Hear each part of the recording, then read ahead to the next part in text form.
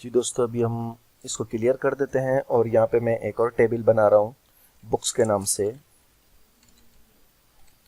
Create table books, ठीक है। और इसके अंदर जो है मैं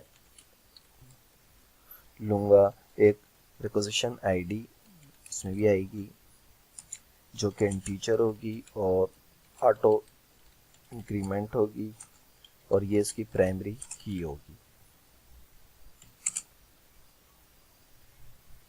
उसके बाद एक टाइटल होगा जो कि वाचर होगा और 50 कैरेक्टर पर होगा। एक ऑथर होगा जो कि ये भी वाचर होगा और 50 कैरेक्टर पर होगा। इसको एंटर करते हैं, देखें ठीक है। ये हमारे पास एक और बुक्स के नाम से जो है वो बन गई है। अगर इसको शो करना चाहें तो हम इसको देख भी सकते हैं।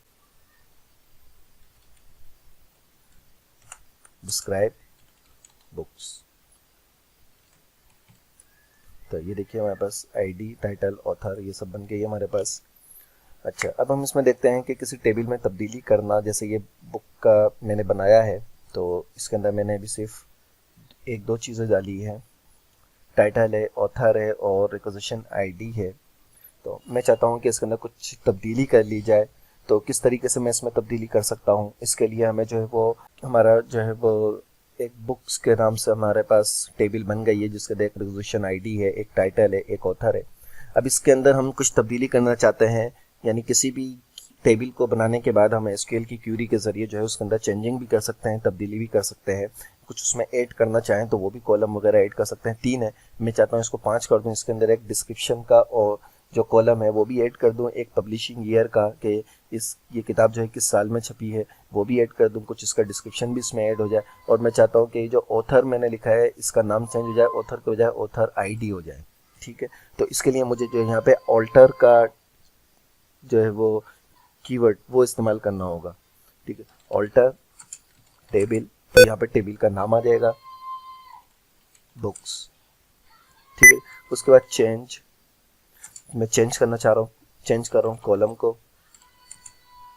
और ऑथर,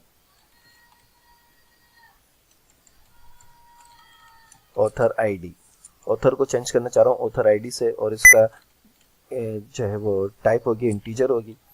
इसके बाद मैं इसमें कॉलम ऐड करना चाहता हूँ तो उसके लिए ऐड मुझे लिखना होगा ऐड कॉलम और उसका नाम मैं देना चाह रहा हूँ डिस्क्रिप्शन और इसकी जो टाइप होगी वो होगी टेक्स्ट। इसी तरह एक और कॉलम जो है मैं ऐड करना चाह रहा हूँ तो ऐड कॉलम और इसका नाम होगा पब्लिशिंग ईयर और इसकी टाइप जो है वो होगी ईयर की, ठीक है। और अब इसको चला के देखते हैं ज़रा, तो ये देखिए हमारे पास ग्रीन नोटिफिकेशन आ गया, मीन्स के सक्सेसफुली काम हो चुका है। अब इसको ज़रा हम देख लेते हैं। तो डिस्क्रिप्शन बुक्स, तो ये देखिए आपके रिक्वेजिशन आईडी टाइटल ऑथर था, ऑथर की जगह ऑथर आईडी हो गया है, ये चेंज हो गया।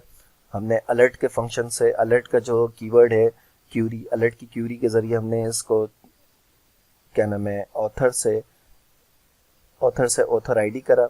और इसी तरीके से इसमें ऐड के कीवर्ड के ज़रिए हमने डिस्क्रिप्शन और पब्लिशिंग ईयर को जो है वो हमने ऐड करा है, ठीक है। तो आई होप कि इसमें आपको समझ में आया होगा। इसके अंदर आपने जो है वो चेंजिंग देख ली है कि किस तरीके से हम किसी भी टेबल को जो है वो ऑल्टर करते हैं। अब इसके बाद हम अगली वीडियो में जो है वो टेबल के अंदर डेटा इंसर्ट करना सीखेंगे।